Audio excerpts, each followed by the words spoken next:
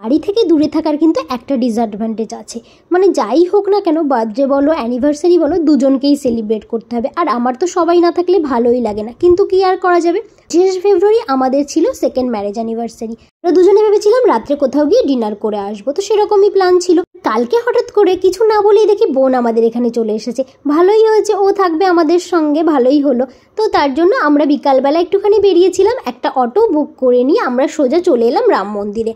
তো যেহেতু ওকে নিয়ে একটুখানি বেরাতে হবে, আর ও তো কালকে বলছে চলেও যাবে বাড়িতে, তো তার জন্য আমরা রাম মন্দিরটা কাছে হয়, ওর জন্য আমরা রাম মন্দিরে এলাম। ওখানে গিয়ে তারপর লাড্ডু কিনে নিয়ে আর মোমবাতি কিনে নিয়ে ঠাকুরের ওখানে একটুখানি দেখিয়ে দিল। এই ফার্স্টে জিজ্ঞাসা করছিলাম যে কোথায় যাবি, রাম মন্দিরে যাবি নাকি উদয়গিরি খণ্ডগিরি এখানে কোথাও যাবি। আমাদের রুম থেকে যেহেতু সবগুলোই কাছে, তার জন্য বেশি দূরে না গিয়ে আমরা সন্ধ্যাবেলা যেহেতু হয়ে গেছিল, রাম মন্দিরটা কাছে হয় একদমই, তাই রাম মন্দিরেই চলে এসেছিলাম। আর সন্ধ্যাবেলা ছিল, তো সন্ধ্যাবেলাটাই এখানে খুব সুন্দর করে পুজো হয়, আর এক সাইডে তো কীর্তনও হচ্ছিল। বিকাল ওই 4টে থেকে মনে হয় খোলে, আমার ঠিক জানা নেই, কিন্তু যতটা জানি বিকালবেলাই খোলে মন্দিরটা। এতটা সুন্দর, ভেতরে কিন্তু ফটোগ্রাফি করতে দেয় না, তাই জন্য হরও বাইরে থেকে ভিডিওটা একটুখানি নিয়েছিল। খুব সুন্দর, মানে গেলে না আসতে ইচ্ছা করবে না, এত সুন্দর কীর্তন হচ্ছিল এক সাইডে। তো ওখানেই আমরা অনেকটা টাইম বসে সময় কাটিয়েছি। তারপর প্রদীপটা দেখিয়ে আমরা প্রসাদটা ভেতরে যখন দিতে গেলাম, বললো যে আমাদের নিয়ে আসতে। তো আমরা বললাম যে ওটা আর আনবো না, আমরা বলে দিলাম যে ভেতরেই যারা আসবে তাদের একটু একটু করে দিয়ে দেবেন, ওটা আর আমরা নিয়ে যাব না। তো তারপরে আমরা বাইরেটা অনেকটা টাইম বসেছিলাম, ওখানে একটুখানি ভিডিও নিলাম, ছবি তুললাম, তো বেশ ভালো লাগছিল। তারপর ওখান থেকে সোজা আমরা চলে এলাম পাশেই একটা মনজিনিসের কেকের দোকানে।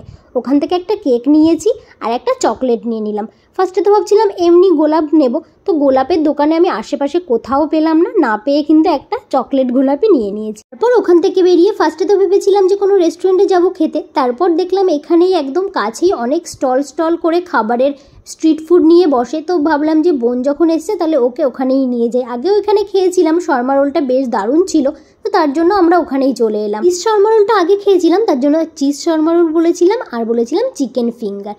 খেতে কিন্তু দারুণই ছিল, ভালো লেগেছে, কিন্তু আগের বার যেটা খেয়েছিলাম সেটা কিন্তু বেশি ভালো লেগেছিল। এবার মনে হলো কোয়ালিটিটা একটু খারাপ করে দিয়েছে। আর নিয়েছিলাম ভার্জিন মজিতো। তারপর আমরা ওখান থেকে বাড়ি চলে আসবো, তার জন্য আমরা ওলাতে ফার্স্টে বুক করেছি। আর একটা সমস্যায় পড়ে গেছি, ফার্স্টে যাকে বুক করেছি তিনি বলছে আসবে না।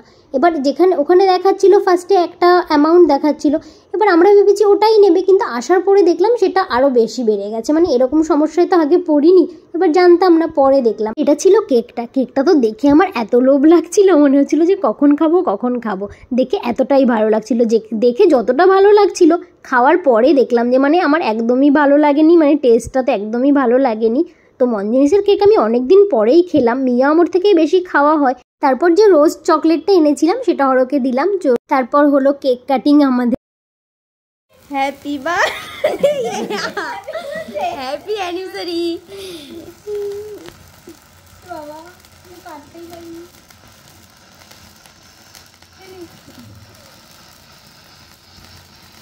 এদিকে লুক একটা ছবি তুলি।